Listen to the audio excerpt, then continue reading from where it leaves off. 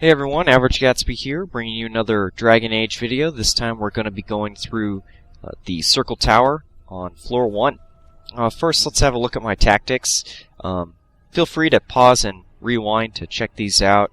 I think they're pretty important. The most important of these being ally health, less than 50%, Wynne throws out a heal, and basically any unit that is under attack is hit by regeneration.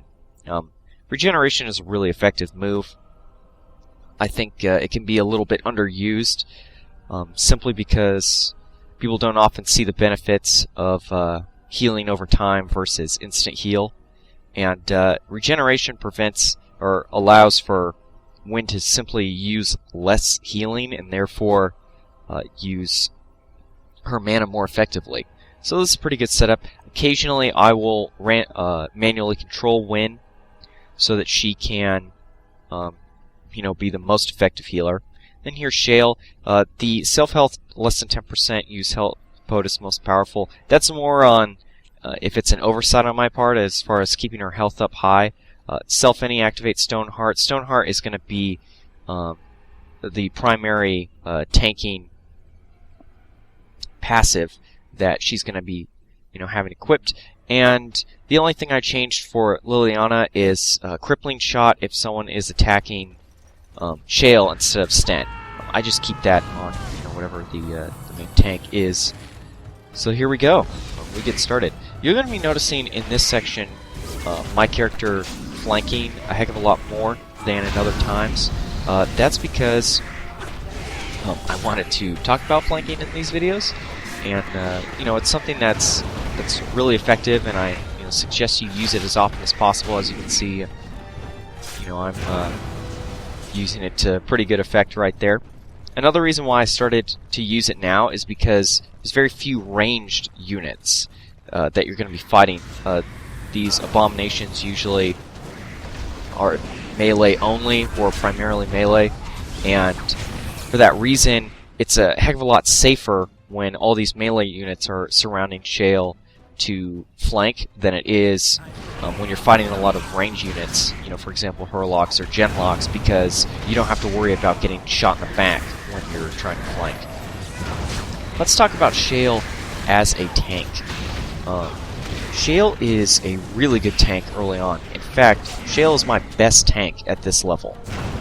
The reason for that is she's got already pretty good health, and no one has high enough dexterity that anyone is really missing anything.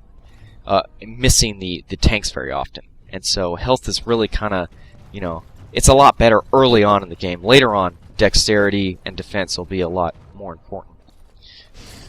Before I go more into that, let me just explain what's going on right here. This is, first of all, I'm showing on tab. Be sure you're always using tab to find out where stuff is. If you're playing the PC, I don't think Xbox or PS3 has a function like this, but, sorry guys, you're out of luck. I'm doing the Summoning Sciences side quest right here, and if you want to know the order, you can always go down to your quest-related codex entries and read the Summoning Sciences entry right here, and it tells you the exact order that you have to go in for everything, for each of the summons. And so, how I started that quest, if you saw me earlier, I picked up the Torn book, I believe, and that's how you start the quest. Then you go over to the Summoning Circle, and or the Summoning Chalice, I guess it is, Summoning Fount, whatever that thing is called, and that's how you get started. I'm not really going to talk about this quest too much until really the next video, but just watch what I do, and I'll continue to talk about Shale as a tank. Let's talk about stat distribution. I'm going to be taking Constitution up to 38, and I'm going to be taking Strength up to 32 as soon as possible. And then I haven't decided whether I'm going to go with the Constitution or Dexterity build for the rest. I really want to see how effective they are, because unlike other tanks... Oh, and before I go any further, you want to rob this Trickster Whim. So make sure Liliana, or whatever rogue you use, is nearby so you can steal. Alright, let's keep going. The reason why I'm a little bit wary about going down the dexterity route with Shale is simply because I have to put so many points in the other two stats. I can't rely on equipment to boost those up, because you want to constantly be changing out your various crystals for Shale, and you can't depend on always having fire in there for strength, for example. So you have to put a lot more points in those, and I'm not sure if I'm going to be able to get the dexterity up high enough so that Shale's defense score is at a point where most of the attacks are missing. It might be better to go Constitution. I don't know. I'm going to have to crunch the numbers myself, see how high of a defense score she can get. She doesn't have the advantage of an armor type that has a major defense bonus, and so that's something to keep in mind. Although she does have armors that can definitely boost health, and she has an armor that boosts dexterity too, but you're not really getting that many defense points from it. Right here, I'm just hitting the hold position button, setting up my various units to, make sure I'm going to be flanking this, mini boss character. But it's a pretty easy fight, so not really too worried about it. Also, keep in mind, only your main character who's been doing the summoning can actually hit the, the summon on the unit. So that's something to keep in mind.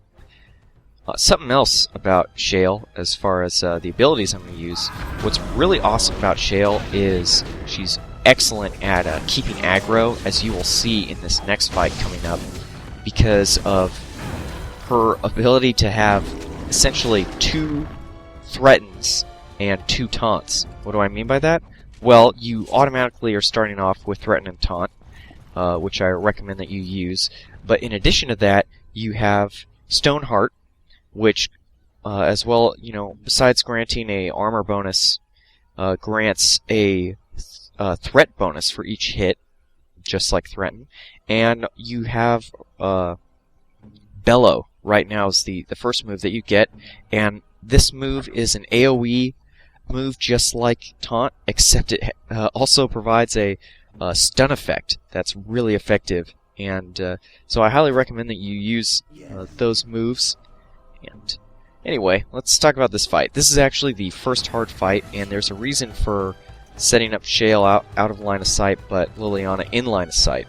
The reason for that is because Shale, by hanging out a line of sight, is not going to get hit by the greater Rage Demon's, massive AoE fireball. The greater Rage Demon can really mess you up, and so I highly recommend that you try to take it out as quickly as possible. That's what I'm trying to do right here. As you can see, Shale pretty much aggroes everyone with that taunt, but anyone that I missed before is going to get picked up by this Bellow, including the greater Rage Demon.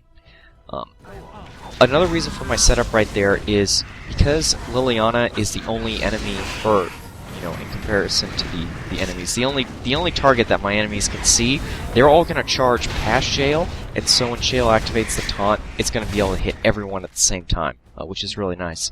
I know Shale is getting a little bit low, so I decided to do this manually, but it's the only health potus I had to use because, Wynne is just such an excellent healer. And after the greater Rage Demon is down, and all of the AoE fire moves that he has are over with, this is a pretty easy fight. And that's it for the fights in this video.